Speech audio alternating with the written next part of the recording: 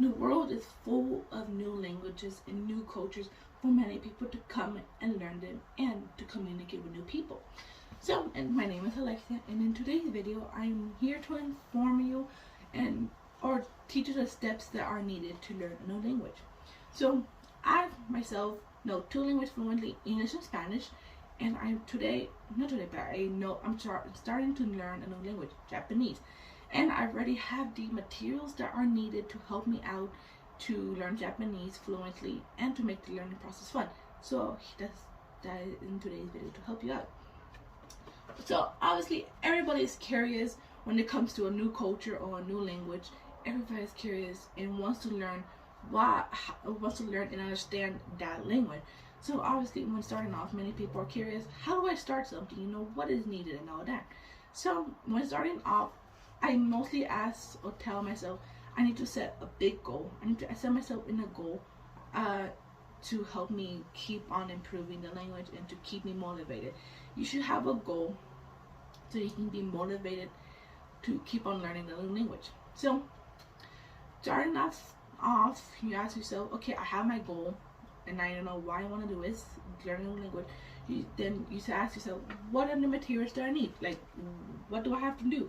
So when starting off, I recommend notebooks or apps. There are many free apps out there nowadays. Use that to your benefit. As stated, early irradical for over a day, written in 2020, states that many apps allow you to learn a new language for free.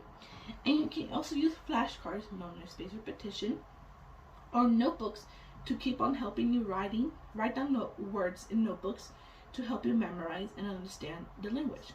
So, as stated, there are free apps out there. I use two apps. I use Duolingo. Everybody knows Duolingo. Duolingo or Lingodeer when coming to learn Japanese. Apps are pretty helpful because they help you from beginning all the way to intermediate. Pretty helpful. And also when it comes to apps, they're pretty more helpful because they have pictures of the word and phrases, and they have somebody speaking the language. This is very important to hear somebody speak the language. Or if you're not a big fan of apps, you can use notebooks. I got this notebook from Amazon. It's a beginner's guide for Japanese. It has all the essentials on the materials to begin Japanese. Pretty helpful. I use it sometimes when going out. And I use sometimes flashcards like Quizlet. Quizlet is a big helpful thing for flashcards to memorize words. Or you can use a notebook to write down and have a feeling of the words. Like for example, Japanese has many characters, so I try to write them down to have a feel of the characters in Japanese. I think so. I use notebooks and all that.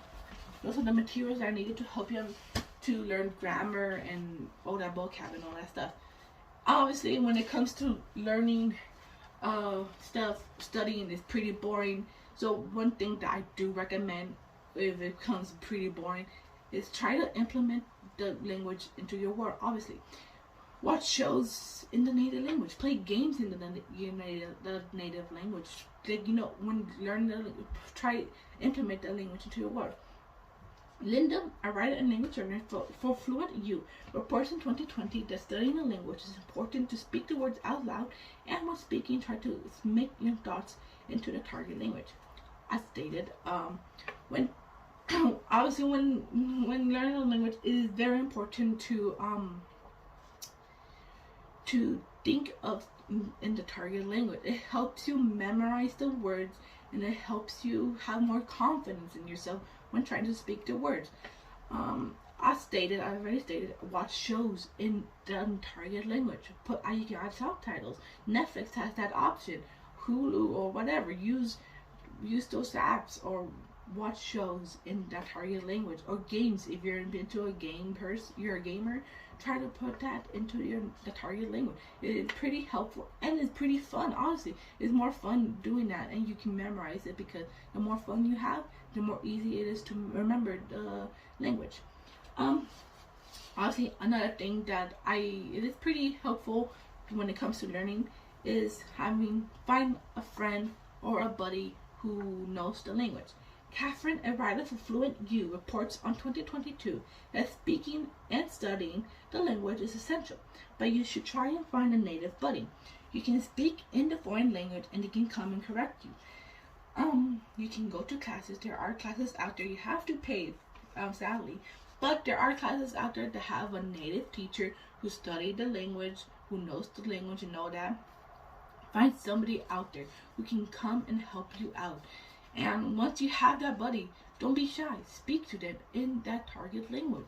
They can come and help you, correct you, tell you how to say this phrase, this, all of that, past, present, future. They can come and help you out if you're stuck in how to communicate. It is very important to communicate that you're in the language so you don't choke on the words, And so it is very important to learn a new language and to find these hopefully these steps are to help you know what are the materials needed for learning a new language.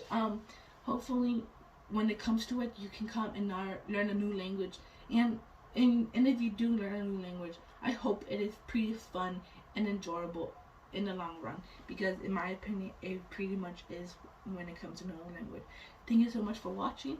My name was Alexia. Have a wonderful day. Bye bye.